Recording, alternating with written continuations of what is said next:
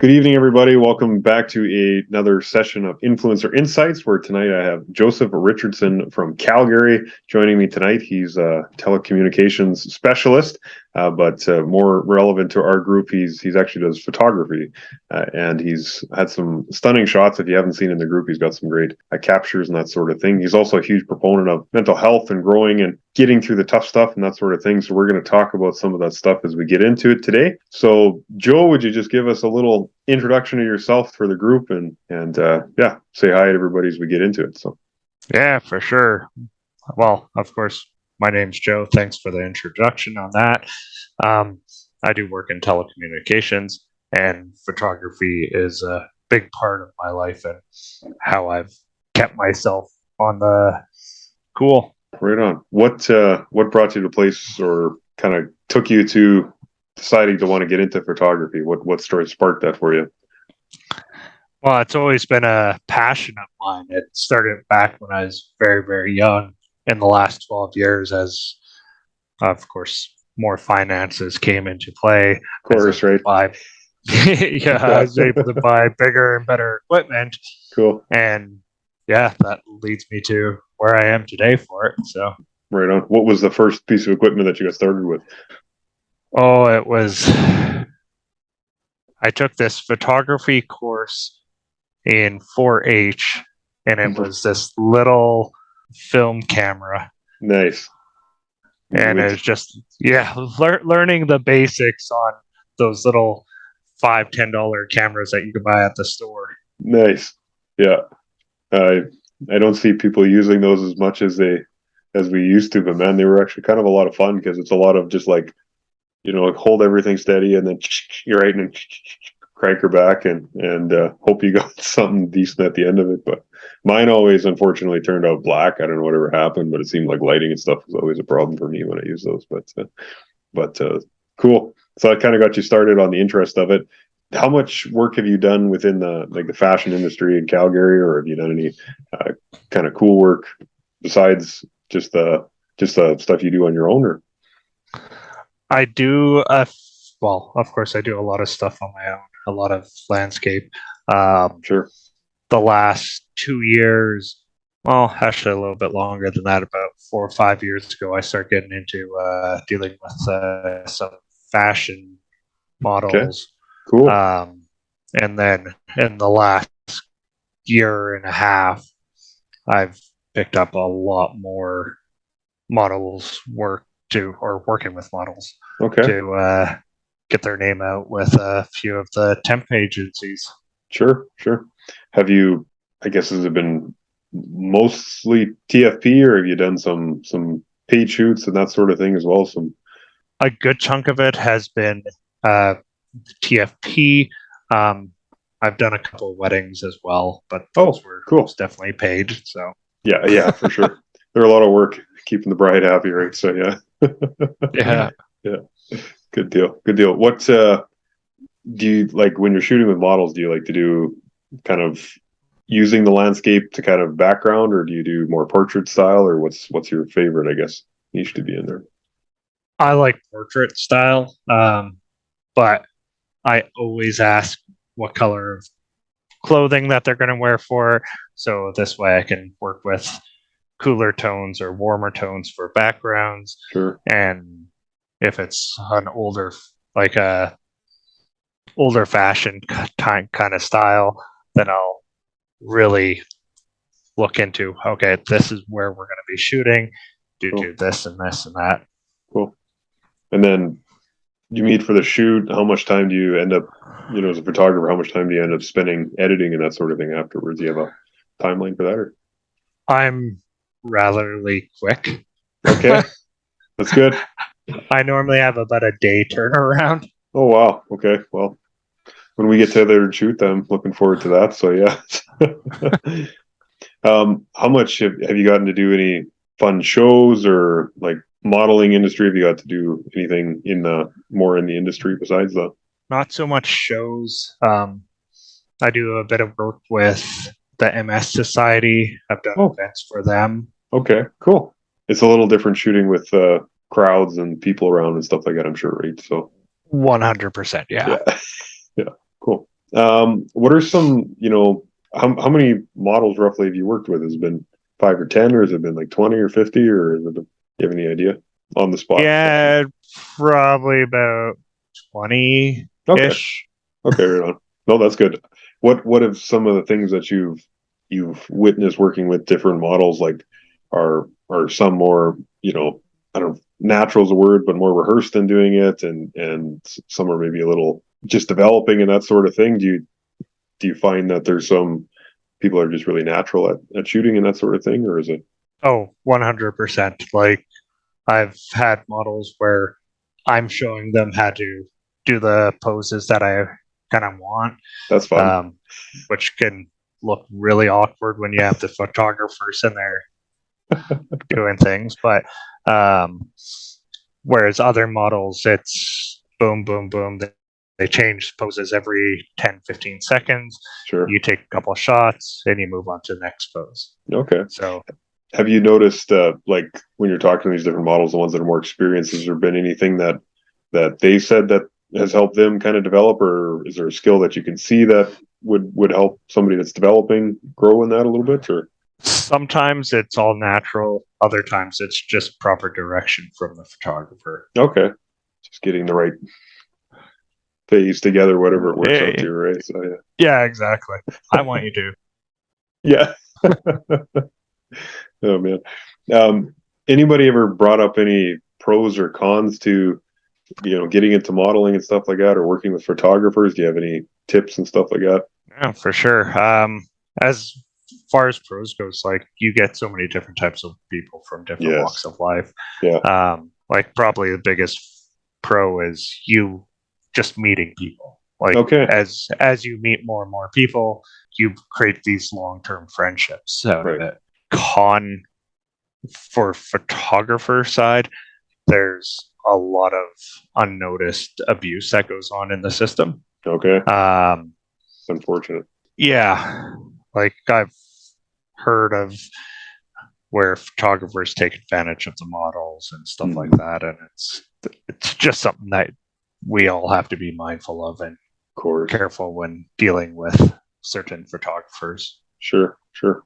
Do you have any, even on the photographer's perspective, it's safety is important too. Do you have some kind of general guidelines that you follow, or things that you would recommend other people do when they're meeting with? I I'm terrible. I wing it Okay. every single time. Love it. Probably not the greatest thing, but That's okay. Sometimes it's the way it goes too, right? It works out, but it's good. For photographer, you mentioned making connections with people and that sort of thing. Somebody's developing in photography. They're on this page and they're thinking about that sort of thing. Like, what would be some ways? What are some ways that you've made connections with other people and developed yourself in your skill set and grown as a find as many places as you can possibly humanly find to post your pictures. really? Um, Okay. nowadays, it's all about the click or the like. But the more you post, the more places that you post, the more people will come to you. Okay. As you gain constructive criticism from other photographers, other groups, which there's quite a few of them out there, Sure. people are always more than happy to assist. Okay. And it's a learning guide. Um, Another thing to do is print your photos. Mm, Print your photos, put them on walls. So that's the best way to get your name out there. right. Do you have any top three favorite places to try and post lots yourself that you would share with everybody else? Oh, I for know sure. Yeah. secrets, right? There's the Canadian photography group. There's about 240,000 people in that group. Wow. That's a big one. If you're in the Calgary area, Calgary amateur photographers, um, they have about 3 or 4,000 people in Wow. that group. Really good place to get proper criticism. Right. And I think there's probably a group similar to that in each major city center. Probably. Okay. Cool. What did you notice that many people posting and stuff in groups and that sort of thing? Is there some general, I guess, rules or things that you would give advice to a new photographer and that sort of thing, or is there top 5 favorite things that you need to have with you, or settings that you use, or anything like that?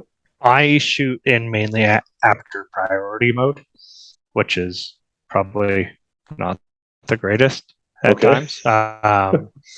But Tell me how that works learn a little learn bit. how to use manual. Yeah, yeah. Well, Okay. yeah.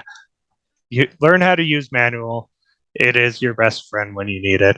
After priority just makes things a lot easier when Right. you don't have to worry about controlling the rest of the camera. And cameras are smart enough that Can you do a don't lot of have to things. worry about it. Yeah. Okay, cool. Yeah, and there's probably umpteen different uh, settings or videos and stuff like that a guy could watch to kind of get the basics on how to use all those manual settings. But yeah, cool. No, that's awesome. If somebody's just starting out, what kind of equipment should they go and buy today? Ooh, tripod. Nikon or camera? Yeah. Get Tripod. get yourself get yourself a tripod. Okay. Good Um, advice. a, a flash isn't necessarily important. Learn how to work without a flash before you learn how to work with a flash. Okay. Flash, a lot of the time, will ruin a photo when you're just starting out. Okay. As far as camera goes, go rent a handful of them. See which one you like best. I would tell you to go out and buy a Sony because that's what I use. Okay. but but that's not good advice. So just go out, rent a couple of cameras, see which one you like the most. Cool. Well, that's really good advice. That's a good tip. So if somebody's just starting out and they buy the tripod and they don't get the flash, when you're setting your camera, do you start a little bit underexposed when you're setting it like that, or how do you manage lighting when it's no flash? On us, if you're outdoors, just learning where the sun is, how it's going to affect the shadows on the face. Just really be mindful of your area that you're shooting in, where the lights are going to create cast shadows on, Okay. because that's by far going to be your best friend and your worst enemy all at the same time. Depending which way the light comes in, I guess I right, but Cloudy days are your best friend because cloudy it's days. spread out. It's got its own softbox up in the sky, I guess. Yeah. Right on. Well, that's awesome, and yeah, some great tips there to get started, because I think anybody that there's so much information out in the world, and if you go on YouTube and you search how to become a photographer, you get like a million videos and stuff like that. But it's really nice to hear from somebody who's doing it and been there, and actually doing some shoots now, kind of your own experience, and that's really helpful there, Joe. So awesome. Maybe shifting gears just a little bit into maybe more personal side of yourself. I know you've you shared in our group a lot about mental health challenges and kind of going through some, I don't know if the word is setbacks or not, but areas where you were feeling a little defeated and that sort of thing. And just wondering if you'd share a little bit about that. So maybe something people don't necessarily know about you, considering you're well rehearsed in your photography skills, but maybe they don't see the other side sometimes too, right? So No, for sure. I worked in the security field in the hospitals and shelters for quite a few years. oh wow, So built up a lot of PTSD over those years, right, built a lot of coping mechanisms, which was a good and a bad thing. okay, tell me about that. No, for sure, for sure. Pretty much what ended up happening is you see so much violence and death Right. that finally catches up to you. You start to shut yourself off to the world, Mm, and next thing you know, you're in a place that you don't. It's very difficult to come out. right. How many years in the security side? 6.5. Okay. Yeah, that can wear on a guy. Seeing a lot of those traumatic things that people in general probably shouldn't ever see, but let alone having to deal with the people and the fallout because of it, right? There's people around there seeing things and managing it. So where did this lead you? Do you kind of was there a basement for you in this whole thing, or did you? So for me, originally I tried to reach out for help, Okay. and it backfired on me because Oh, the person that I tried to reach out for help for was like, "Well, you're just laying on a guilt trip," and so I kind of shut myself in, didn't say anything for the longest time. wow. Things progressively got worse. Started talking to a friend, and pretty much the floodgates snapped, and down that rocky path. I went into CPTSD territory. There are days where you'd just start crying and you'd look up and the day's gone. Wow. Probably the biggest low before I started getting some really serious help was after my suicide attempt. Oh my. Was that a kind of the end of the rope kind of moment, or was it, somebody you'd reached out and nobody had? So, like, I had a friend that they were two friends actually that were constantly there for me. Okay. It's never always that simple. Right. Just as life kind of goes that way. Yes. Someone had said, "Go and kill yourself," and that's worst thing that you can say to someone that's suicidal. No kidding. So, terrible. Of course, that's what I tried. Yeah. What kind of got you, I guess, stopped it or saved the moment, or was it epiphany, or did something not work out, or? So at that point, I had taken. I was trying to go by pill. So I'd taken like Too many. 60. Yeah, far too many, and I started puking up blood. And I actually called 911 on myself. Oh, so, wow. Because it wasn't going as planned. So I panicked, called 911 on myself. I need some help. Pretty much. And oh man. The EMS shows up and they're like, "Oh, where did you work?" And I'm telling them, they're like, "Yeah, we've seen some of the mess that you guys deal with." And they're like, "We understand. Like, yeah, we're glad that you made the call." Good. Wow. That's surprising sometimes when you get to those low moments, how whatever it is, I mean, you're still here for a purpose right there, Joe. And it wasn't your time to go. And I sympathize. That's kind of a horrible thing to have to go through for yourself. But I mean, you're still here today, and we're really glad that you're sharing those stories and stuff like that. So, how was the recovery from that moment? Because like obviously you don't just go to the hospital and wake up the next day and you're good to go, right? Like, was there some friends around you that came and supported you afterwards, or? So I did have friends that supported me afterwards. Probably the downfall of working in healthcare is you know how to get out of healthcare really easily. Yeah, I suppose so backdoor. It's a bad thing if you've ever worked in healthcare.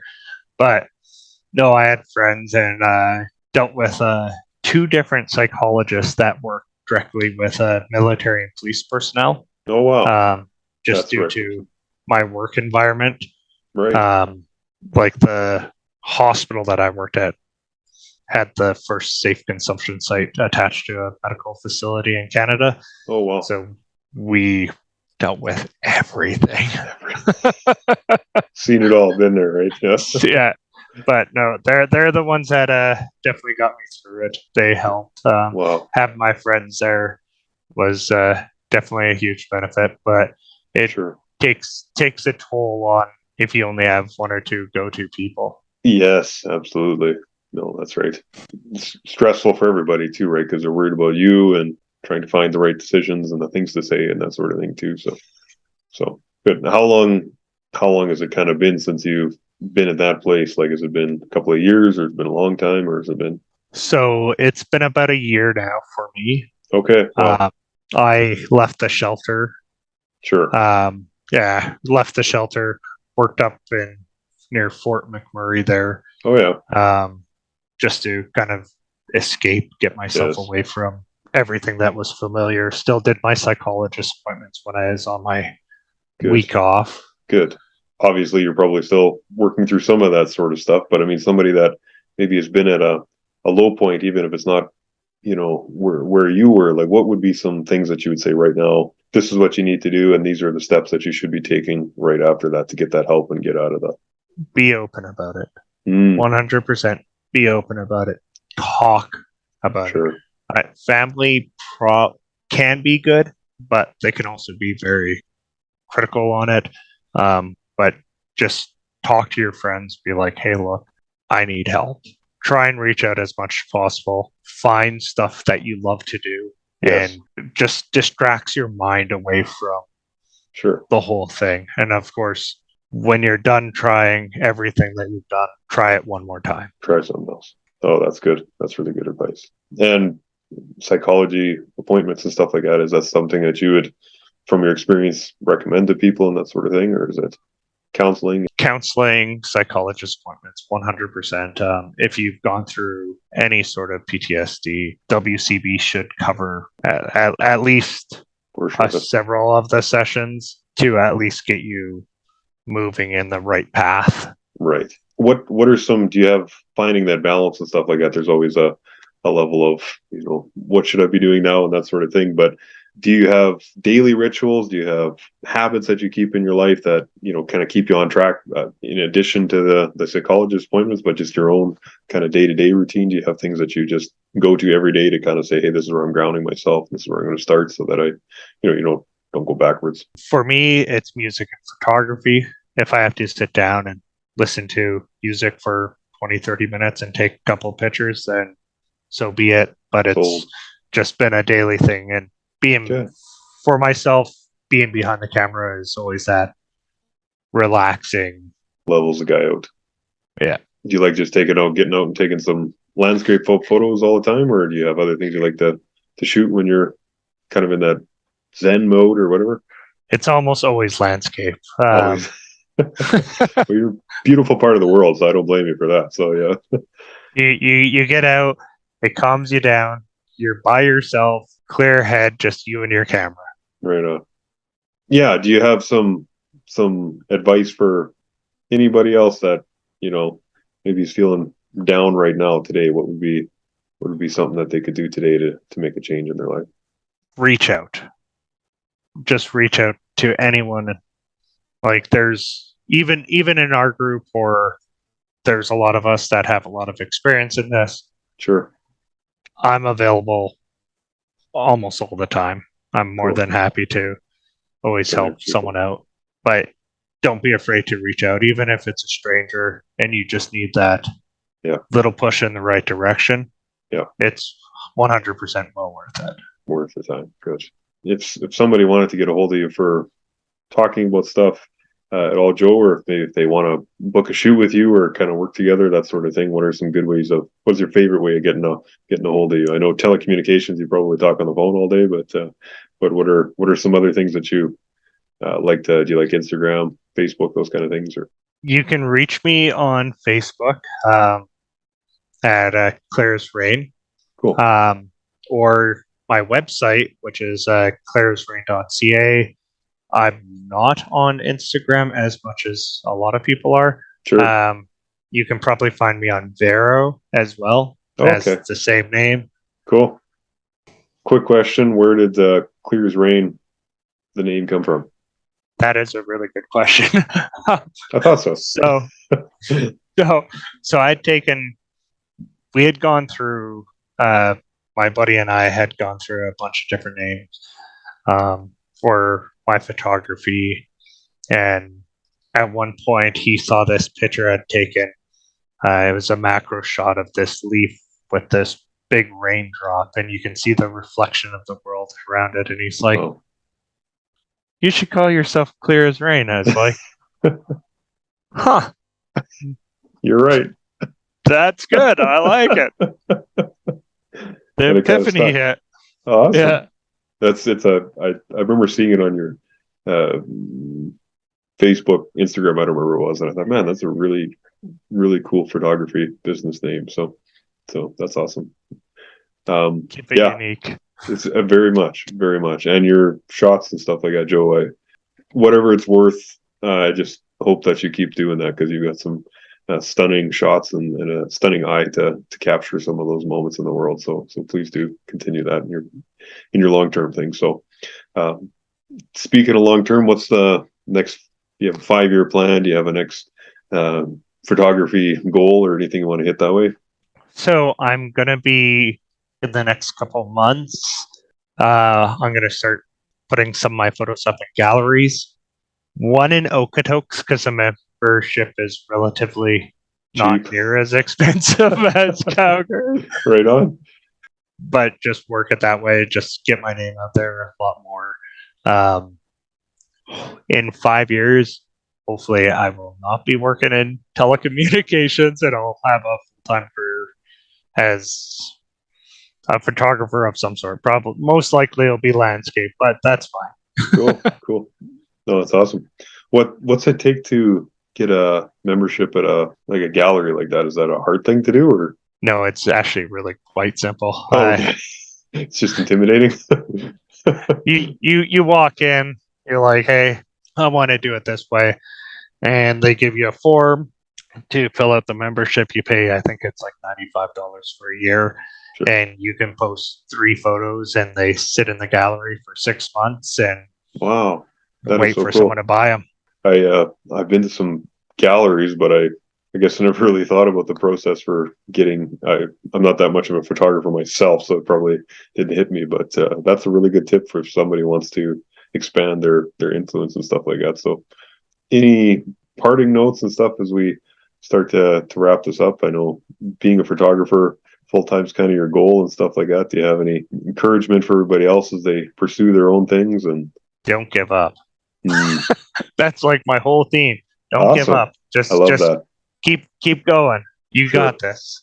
Love that. You're gonna have to like write a book or something, dude. Like you got all kinds of inspiration there for people to foster off of. So that's very awesome. So, but we do really appreciate again you being a part of our group and our community, and it's something that having a safe place to just talk and just to share, and to encourage and to show others that you can go. There's a life after the hard stuff, right? And there's hope in the long term, right? So I do really appreciate you sharing that, and yeah, look forward to hopefully you and I get to do some shoots someplace down the road here when I get back to Calgary. That'd be a lot of fun. Yeah, look forward from hearing more about Joe and his photography success as the future goes on. So For sure. right on. Well, thanks, Joe, for being on tonight. Really appreciate that, and I guess good luck with your week, and we'll chat soon. All right. Sounds good. Thank you. Right on.